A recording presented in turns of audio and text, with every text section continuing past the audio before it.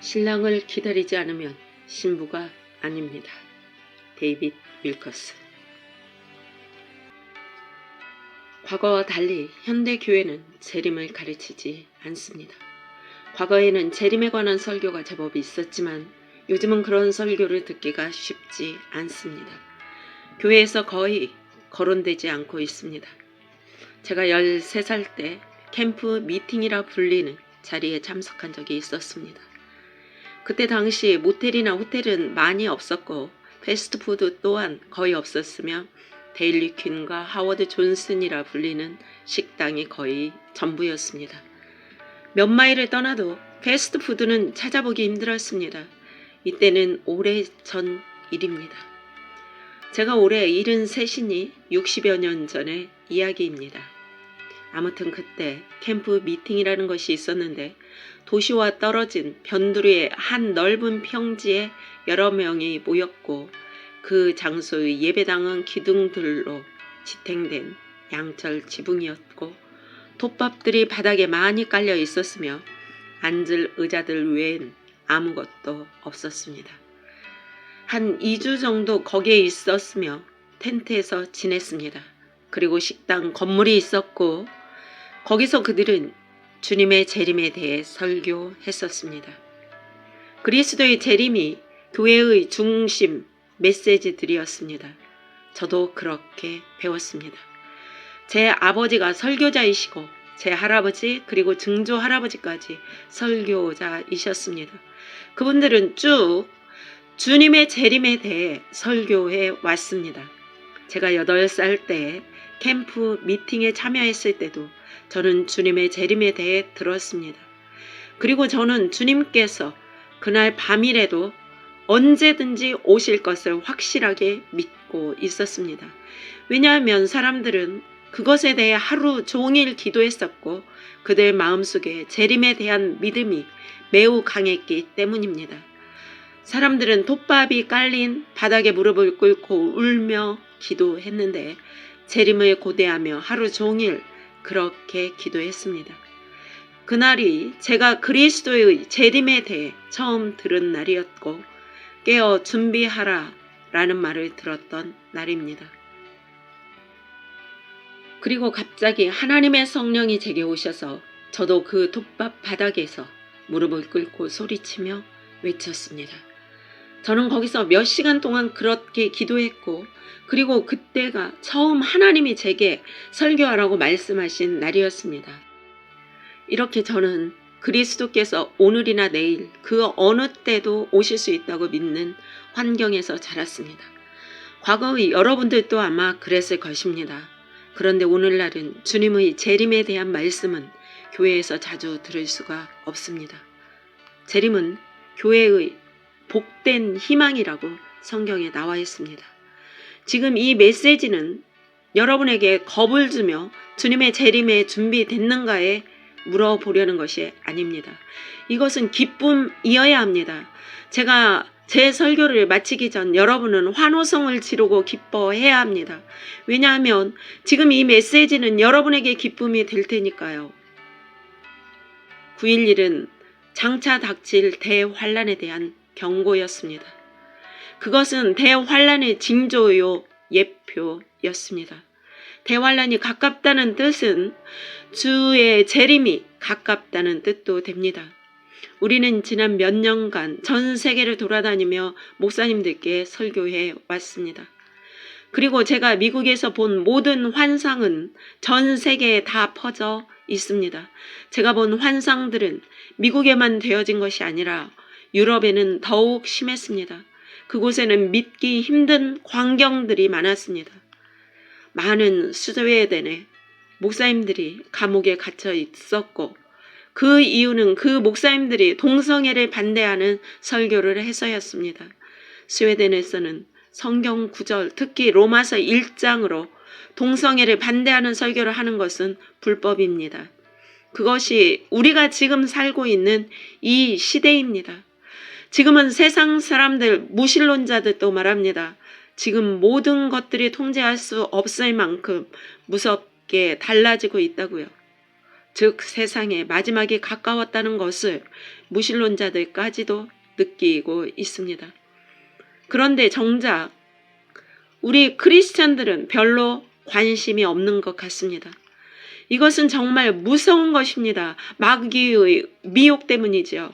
뉴욕 타임즈 같은 미국에서 가장 진보적인 신문에서조차 종말의 징조에 대해서 종종 기사화하고 있고, 또한 계속되는 재해들을 보면서 이 다음에는 무슨 일이 일어날지는 아무도 모른다고 말하고 있습니다. 9.11 이 사건이 미국을 덮치고 빌딩이 무너졌을 때 저는 목회자 컨퍼런스에서 그들에게 말했습니다. 이것은 장차 닥칠 대환란의 징조라고요. 9.11 사건 이후로 한때 신앙에 뜨거운 열기가 생겨나기 시작했고, 개신교, 캐톨릭 등 모든 교회들에는 신자들이 꽉 찼었습니다. 난생 처음 교회에 나온 새 신자들도 있었고, 수년 동안 오래 쉬다가 나온 신자들도 있었습니다. 일요일은 물론 주중의 예배에도 교회당은 사람들로 꽉 차 있었습니다. 미국인은 물론이요, 유대인들도, 이교도, 그리고 세계 많은 민족들이 때를 지어 교회에 들어오기 시작했습니다. 그런데 잠시 그렇게 부흥이 일어나는가 싶더니 6개월이 지나자 교인 숫자는 이전의 수준이나 그 이하가 되었다고 합니다. 9.11이 일어난 지 6개월 만에 모든 것이 제자리로 되돌아간 것이죠. 사람들은 여전히 종말의 징조를 전혀 깨닫지 못하고 경각심을 갖지 못했다는 뜻입니다. 그때 당시 사람들은 9.11이 하나님께서 하신 일인지 아니면 단순한 사고였는지 교회에 와서 질문을 했습니다. 그러나 그때 교회는 사람들에게 그것은 장차 닥칠 종말의 징조다 라고 분명히 말해주지 못했습니다. 그래서 9.11이 신앙 부흥의 계기가 되지 못하고 6개월 후에 다시 원상 복귀된 것입니다. 또 일부 사람들은 9.11이 하나님이 무엇을 말씀하신 것이었는지, 왜 그 테러가 역사상 처음으로 미국 본토에 발생했는지 그 하나님의 뜻을 궁금해 했습니다. 저는 그때 무너진 타워들이라는 제목의 메시지를 설교했고 분명히 그에 대한 답을 제시했습니다. 그러나 우리는 하나님께서 우리에게 알려주신 메시지를 놓치고 말았습니다. 하나님은 이 나라 미국에게 말씀하고 계셨고 교회에게 경고를 하셨습니다. 그것은 바로 9.11은 장차 닥칠 대환란에 대한 예표라는 것이었습니다. 장차 닥칠 대환란과 주님의 재림을 미리 맛보고 준비하라는 것입니다. 어쩌면 9.11은 그 타워의 붕괴보다 훨씬 더 심각한 사건들이 일어날 수도 있었습니다. 그 정도 선에서 하나님이 우리에게 경고하신 것은 어쩌면 다행입니다. 그때 우리는 슬피 울었습니다.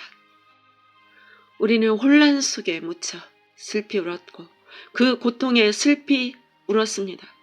그러나 우리는 하나님의 대환란과 재림에 대한 경고는 듣지 못했던 것입니다. 그래서 교회가 6개월 만에 다시 제자리로 되돌아갔습니다. 하나님은 미국만 아닙니다. 온 세계 모든 민족에게 말씀하셨습니다.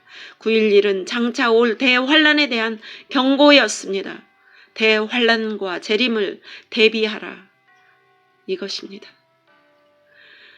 지금은 종말의 사인은 계속되고 있습니다. 지금도 우리는 9.11 때와 마찬가지로 그 사인들을 계속 무시하고 있습니다. 지금은 어떤 종말과 재림의 사인들이 있는지 이 시간에 한번 살펴보겠습니다. 첫 번째로 조롱하는 자의 수가 늘어난 것입니다. 그래서 종말과 재림이 가까웠습니다. 지금 세계의 많은 사람들이 예수 그리스도와 기독교를 조롱하고 있습니다. 이것이 바로 말세의 배도의 사인이며 종말이 가까웠다는 징조입니다. 노아의 때처럼 소돔과 고모라의 때에 보면 종말 직전에 조롱이 넘쳐났습니다. 지금 교회와 그리스도를 조롱하는 것에 있어서 역사상 이렇게 심한 조롱은 볼 수 없었고 여기 미국은 통제할 수 있는 범위를 이미 넘어섰습니다. 예를 들면 이런 것들입니다. 30만 명의 게이 동성애자들이 뉴욕 5번가의 행진을 위해 모였고 매년 그렇게 25만에서 30만 명 정도의 게이들이 모입니다. 워싱턴에서도 모이고 다른 도시에서도 모입니다. 기독교인들이 그들에게 복음을 전하려고 하자 몇몇 게이들이 행진에서 빠져나와 기독교인들이 들고 있던 피켓을 빼앗고 폭력을 행했습니다. 그들은 하나님은 게이를 사랑한다. 하나님은 게이다. 라는 푯말을 들고 행진했습니다. 그것은 조롱입니다. 그것은 절대적으로 조롱인 것입니다. 정치계에 종사하는 어떤 교인이 나와 나는 예수 그리스도를 믿습니다 라고 하면 그들은 미움을 당하고 혐오를 받습니다. 워싱턴의 정치인, 국회의원들이 나는 크리스찬이고 십계명을 믿고 따른다고 밝히는 것은 사람들에게 조롱을 받는 발언입니다. 성경에 보면 마지막 시대에 조롱하는 자들이 나타나서 그리스도께서 다시 오신다는 약속이 어디 있느냐? 세상은 옛날부터 지금까지 그대로다 라고 말한다고 예언되어 있습니다. 지금이 바로 그런 일들이 일어나고 있습니다. 그렇게 사람들은 이 재림, 심판을 믿지 않으니까 자기의 욕망 안에서 계속 빠져들며 살아가고 있는 것입니다. 여러분, 지금 미국은 법만 무너져 내린 것만이 아니라 동성애 지지, 차별 금지법 통과 등 이러한 것이 아니라 하나님의 말씀이 조롱받고 있고 하나님의 말씀이 무너지고 있는 것입니다. 그것은 하나님의 말씀을 가지고 장난을 치고 그것을 조롱하는 것입니다. 이런 역사상에 없던 조롱이야말로 노아의 때처럼 소돔과 고모라의 때처럼 종말의 징조라는 것입니다. 미국의 일부 교단들은 동성애자들의 성직 임직식을 허락하고 있습니다. 이런 추세는 세월이 흐르면 흐를수록 점점 더 증가하고 있습니다. 지금 제가 하는 말에 집중해 주십시오. 그들은 이미 선을 넘어 하나님을 화내게 할 방법들을 찾고 있습니다.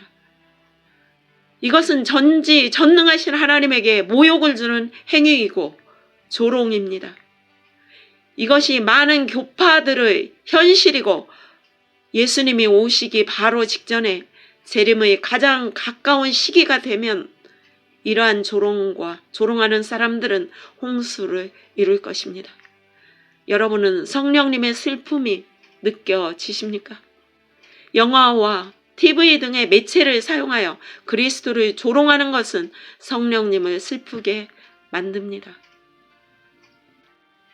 어떤 레즈비언이 TV 프로그램에 레즈비언으로 출연했던 적이 있었습니다.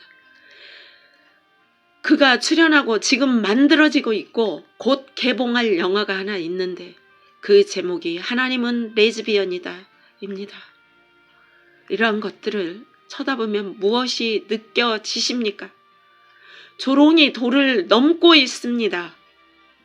저는 절대 과장되게 말하는 것이 아닙니다. 이렇게 조롱이 판을 치면서 저와 여러분은 세상 마지막이 가까웠구나 하면서 징조를 알아차릴 수 있어야 합니다. 예수님께서 곧 오실 것이라고 느끼는 두 번째 이유는 사람들의 사악함 때문입니다.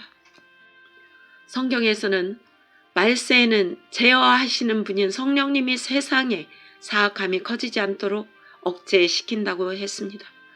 데살로니가 후서 2장 6절에서 8절입니다. 너희는 지금 그로 하여금 그의 때에 나타나게 하려 하여 막는 것이 있는 것을 아나니 불법의 비밀이 이미 활동하였으나 지금은 그것을 막는 자가 있어 그 중에서 옮겨질 때까지 하리라. 그때 불법한 자가 나타나리니 주 예수께서 그의 입의 기운으로 그를 죽이시고 강림하여 나타나심으로 패하시리라. 성령님께서 그 사악함이 최고조로 오르지 못하도록 억누르고 계십니다. 그러나 마지막에 대환란 때에는 성령님이 그 제지력을, 그 억제력을 풀어버리시고 적 그리스도와 악이 활개를 칠 때 세상의 사악함은 극에 달할 것입니다. 그런데 지금 제가 보니까 우리가 사는 세대는 아직 완전히 사악함이 풀어 놓아져서 그게 달하는 것은 아니지만 그 근처에 가 있다는 것입니다. 그래서 재림이 가까웠다는 것입니다. 성경에서 마귀들은 그들의 입에서 예수 그리스도의 교회를 겨냥해 홍수를 입에서 뱉어낼 것이라고 했는데 계시록 12장 15절 여자의 뒤에서 뱀이 그 입으로 물을 강같이 토하여 여자를 물에 떠내려 가게 하려 하되 그 홍수는 오늘날 포르노물의 홍수로 볼 수도 있습니다. 여러분은 어떻게 생각하십니까? 지금 현재 인터넷에 50만 개의 포르노 사이트들이 존재합니다. 전 세계는 이 포르노로 가득 차고 넘쳐납니다. 지금 우리가 보는 이 모든 것들은 통제 안에 있습니다. 아직까지 제지되고 있고 막으시는 성령님이 아직 활동하고 계십니다. 성경에서는 성령님이 마지막 때까지 악의 세력을 제지하실 것이라고 말합니다. 하지만 그 제지는 진짜 완전히 마지막 때는 사라지게 될 것이고 그리고 난 후 사악한 자들이 그들의 존재가 드러날 것입니다. 그리고 적 그리스도의 영이 마구 활개칠 것입니다. 그때에는 어떻게 될 것 같습니까? TV에서 무엇을 상영할 것 같습니까? 거리들 위에 무엇이 일어날 것 같습니까? 하나님을 믿는 자들까지도 타락하고 부패할 것입니다. 지금 우리가 TV와 인터넷으로 보는 것들이 성령님으로부터 제지된 것이라면 나중에는 어떻게 될 것 같습니까?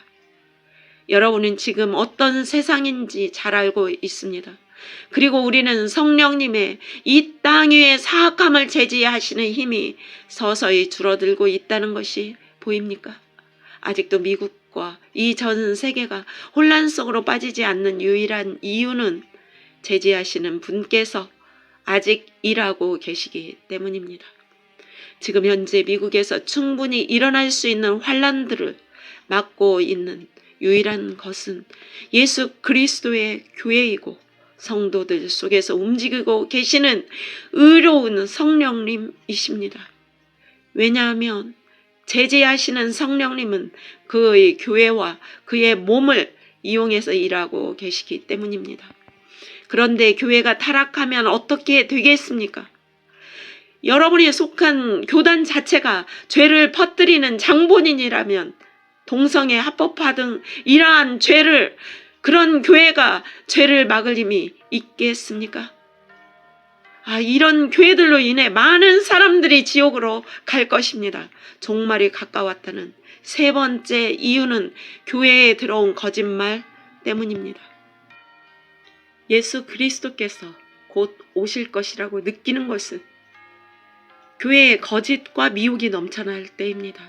지금 교회는 크리스찬 사이에는 거짓과 미혹이 넘쳐나고 있으므로 지금이 바로 종말의 때가 가까웠다는 것입니다. 예수님께서 마태복음 24장에서 종말에 대해 가르치실 때 첫 번째로 말씀하신 종말의 징조는 바로 미혹입니다. 그렇다면 오늘날 어떤 미혹들이 있습니까? 성경에는 마지막 때에 예수님은 다시 오실 것을 뒤로 미루셨다고, 즉 더디 오신다고 마음속으로 믿는 사람들이 있을 것이라고 했습니다. 예수님께서는 이것에 대한 예화를 종종 말씀하셨습니다. 열처녀의 비유에서도 5명은 더디 올 것으로 생각했고 예수님은 밭을 종들에게 맡기고 떠난 주인의 비유, 다시 돌아올 주인에 대해서 종종 말씀하셨습니다. 그럼 비유의 포인트는 사람들이 주인이 곧 돌아올 것을 믿지 않는다는 데 대한 경고입니다. 어떤 청지기는 맡겨진 종들을 때리며 술을 먹을 것이라고 하셨습니다. 예수님은 깨어 준비하고 있어라 하셨고 의심하지 말라고 하셨습니다. 주님은 오실 것입니다. 예수님께서는 우리가 예상치 못할 때 오신다고 하셨습니다. 그리고 이것을 의심하는 것은 악한 생각이라 말씀하셨습니다. 예수님은 내가 사는 세대에 오시지 않을 거야. 다들 항상 예수님이 오신다라고 하지만 지난 2000년 동안 아직 오지 않으셨다. 우리 세대엔 오지 않을 거다라고 믿는 것입니다. 제 생각엔 이것 더디 오신다는 생각 때문에 그리스도인 사이에서 기도가 점점 줄어들고 있는 것입니다. 이 자리에 계신 분들에게 묻고 싶습니다. 지난 2주 동안 얼마나 기도하셨습니까? 여러분들은 문제가 생기면 기도로 하나님께 답을 구합니까?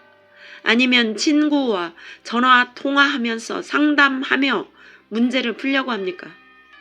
성경에서 성령과 신부들은 예수님에게 빨리 오십시오 라고 기도한다고 합니다.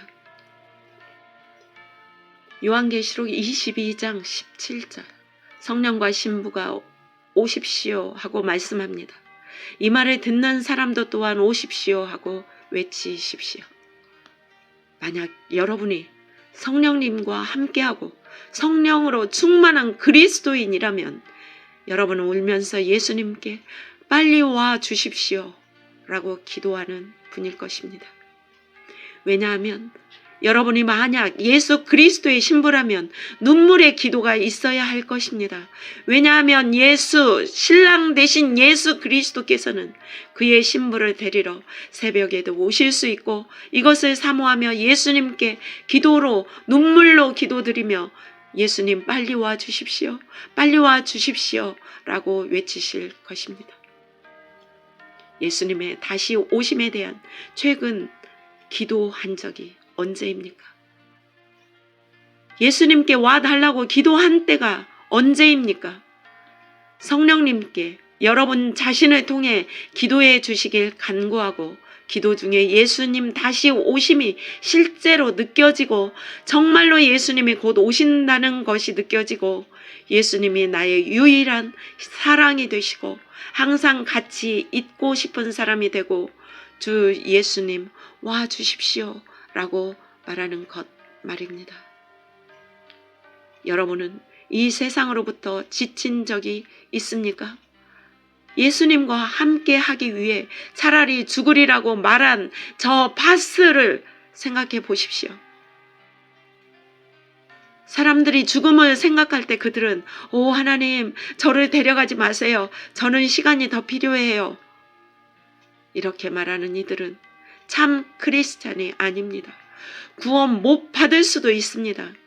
여러분 그리스도인들은 지금 그 삶과 영원 사이에는 티슈 한 장이 있다고 생각하셔야 합니다. 단지 얇은 종이 티슈 말입니다. 만약에 우리가 예수님께서 오시기 전에 죽게 된다면 그 전에 우리는 예수님과 항상 같이 붙어 지내야 합니다. 하나님 저에게 집을 주셔서 감사합니다. 하나님 저에게 자동차를 주셔서 감사합니다. 저에게 좋은 옷을 주셔서 감사합니다. 하나님 저에게 선물을 주셔서 감사합니다. 하나님은 우리에게 베푸시고 선물을 주시기를 좋아하십니다. 하지만 이런 것들에 너무 빠져 있으면 우리는 예수님의 다시 오심, 즉 재림을 자각하지 못합니다. 예수님의 비유에 나오는 저주받은 자처럼 살고 있는 신자가 됩니다. 그러면 큰일이죠. 우리는 무사 태평 속에 살고 있고 TV 앞에 몇 시간씩 앉아서 마귀들이 나타나길 기다립니다. 저는 여러분의 TV 시청을 비난하는 것이 아니고 저는 여러분의 영화 감상이 다 잘못되었다고 비난하는 것이 아닙니다. 하지만 예수님께서 곧 오시는데 어떻게 집에서 영화나 보고 계시겠습니까? 어떻게 우리가 돈에만 집중하며 살아야 하겠습니까? 우리는 돈을 벌어야 합니다. 우리는 살기 위해 돈이 필요합니다. 하나님께서는 당신이 당신에게 맞는 최상의 직장을 구하기를 원하십니다. 하나님께서는 당신에게 축복을 내리시길 원하십니다. 하지만 이런 것들은 우리의 하나님에 대한 사랑을 사라지게 만들 수 있으므로 대단히 깨어 있어야 합니다. 몇 년 전 독일에 있었습니다. 어느 지역의 도시에서 복음을 전하고 있었는데 그 교회 건물은 매우 아름다웠습니다. 어느 날 저는 교회 주위에 주차된 아주 오래된 낡은 자동차들을 발견했습니다. 그것은 러시아인 교인들이 타고 온 차들이었습니다. 저는 제 심장이 급하게 뛰는 것을 느꼈고 그 교회에 뭔가 일어나고 있는 것 같은 아주 은혜스러운 느낌을 강하게 받았습니다. 그 러시아 독일인 이민자들은 매우 가난했습니다. 그들은 경제적 가난 때문에 그들이 살았던 러시아에서 독일로 되돌아왔는데 그들 조상은 2차 대전 당시 독일에서 러시아로 이주된 사람들이었습니다. 전쟁 포로 등의 이유로 말입니다. 그들이 러시아에서 들고 온 것은 가방 몇 개와 그 속에 있는 옷가지 등이 전부였습니다. 당시 그들의 심령은 가난했고 그때 주의 영이 그들과 함께 했습니다. 저는 영으로 그것을 느낄 수 있었습니다. 그러나 20년 후 저는 제 아내와 다시 그 교회로 가봤습니다. 그 교회의 주차장에는 이제 BMW와 벤츠들로 가득했습니다. 20년이 지난 후 러시아 교인들이 다 이제는 독일에서 정착하고 자리를 잡은 것입니다. 그런데 안타까운 것은 그들이 20년 전에 가졌던 그 가난한 마음, 그 간절한 신앙은 없었습니다. 저는 혹시 사람들이 바뀐 것이 아닌가 하고 의아해서 물었습니다. 그러자 그 교회 중직자는 아닙니다. 사람은 그대로입니다. 바뀌지 않았습니다. 그러니까 물질주의가 그들의 삶의 생기를 없애버려서 더 이상 예수님의 다시 오심을 기다리지 않는 세속주의에 물든 신앙으로 퇴보되었던 것입니다. 그들 이민자들은 돈을 버는 데에만 집중했습니다.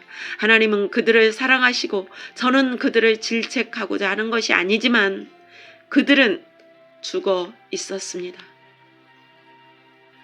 그리고 저는 이러한 현상을 제가 설교하러 다니는 모든 곳에서 보고 있습니다.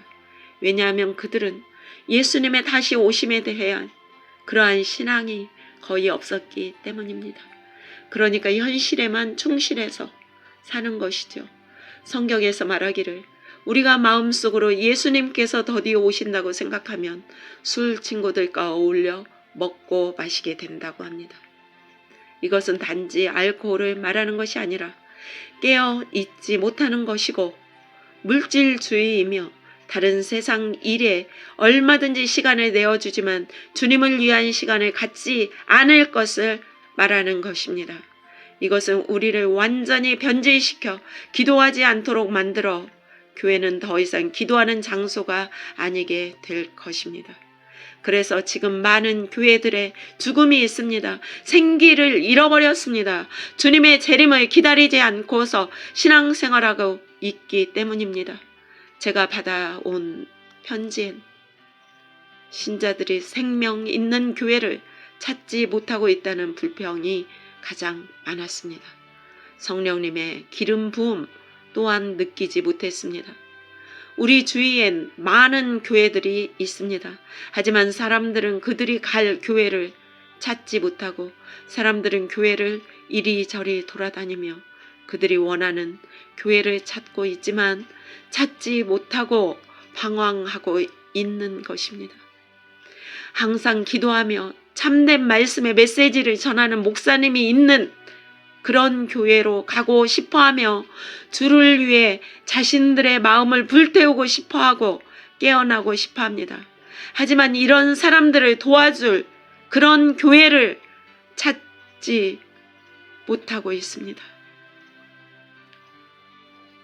여기 자리에 계신 분들 중에 예수님이 오기를 간절히 기다리는 자가 얼마나 있을까 궁금합니다.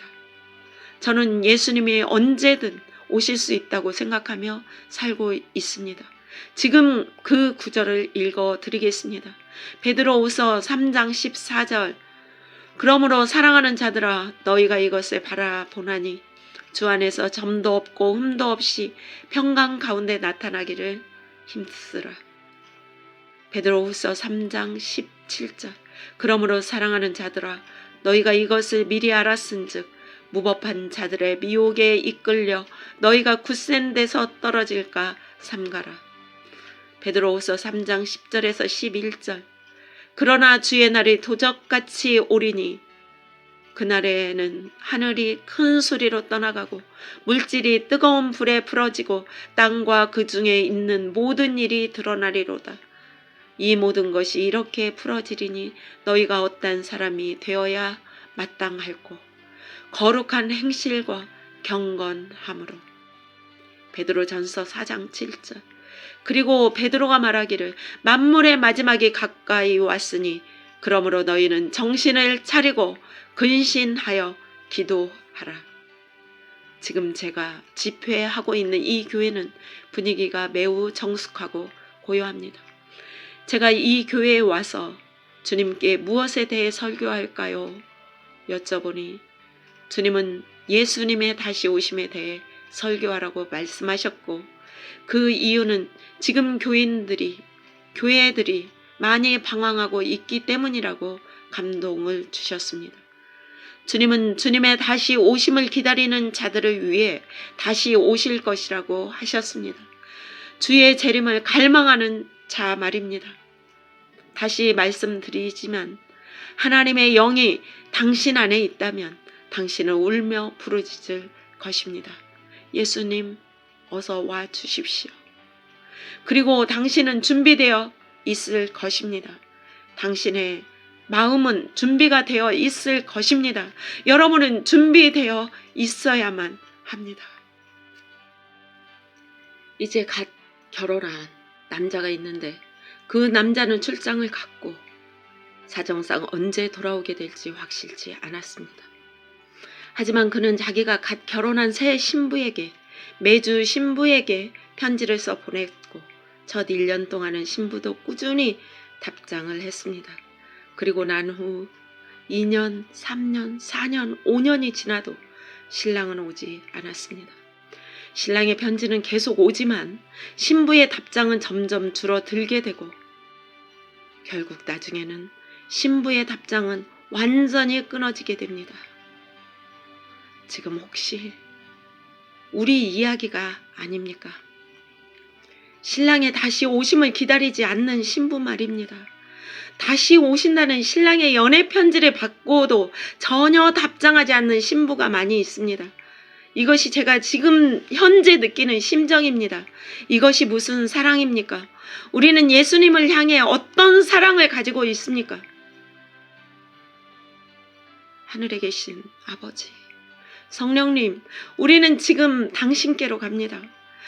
아직도 미국과 이 전 세계가 환란 속으로 빠지지 않는 유일한 이유는 제지하시는 분께서 아직 일하고 계시기 때문입니다. 오 주님, 저는 주님을 무시했었습니다. 주님, 저는 주님께 부르짖지 않았습니다. 주님, 저는 주님의 다시 오심에 대해 기도하지 않았었습니다. 저는 그 주님 오심에 대한 그 기대를 잃지 않을 것입니다. 오 예수님, 저는 이것에 대해 무시해 왔었습니다. 하지만 저는 오늘 저녁 제 자신을 깨워 주님께 다가갑니다. 성령님, 저는 지금 성령님이 그 일을 하실 것을 믿습니다. 예수 그리스도의 권한으로 여기에 있는 모든 악하고 사람들의 눈을 막고 거짓을 말하는 영들에게 나의 권세를 가지고 너에게 명령한다. 예수 그리스도의 이름으로 명령하노니 마귀들아, 여기에 너희는 하나님의 자녀들이 이 기대를 가짐에 있어 방해할 수 없고 우리를 멀리 떨어뜨릴 수 없다. 떠나갈지어다. 저는 너무 바빴고 제 기도 시간을 무시해 왔으며 예수 그리스도를 기다리지 않았습니다. 저는 다시 그 불타오르는 사랑을 되찾고 싶습니다. 저는 예수님을 기다리고 준비하며 사는 그 불타는 마음을 잃었었습니다. 주 예수님, 제 마음속에 말씀해 주셔서 감사합니다. 저를 향한 사랑을 감사드립니다. 하지만 주님, 저는 제 무관심과 이기심과 기도하지 않았던 것에 대한 용서를 구합니다. 주님, 저는 회개합니다. 그리고 저는 주님에게 안기기 위해 다가갑니다. 저를 주님께 이끌어 주십시오. 저를 일깨워 주십시오. 오늘 밤만이 아닌 그리고 매일 당신의 다시 오심을 갈망하게 하여 주십시오. 주 예수님 오십시오. 주 예수님 오십시오. 저를 다시 데려가십시오. 그 갈구하는 마음으로 다시 데려가 주십시오. 주님, 우리는 주님을 찬양합니다. 주님을 따르겠습니다. 우리는 주님의 영광과 주님의 거룩한 이름을 찬양합니다. 주님의 이름을 찬양합니다. 주님께 감사드립니다. 주님, 우리의 마음을 깨워 주십시오. 주님, 우리를 주님 가까이로 이끌어 주십시오. 주님 곁으로 데려가 주십시오. 예수 그리스도 이름으로 기도합니다. 아멘.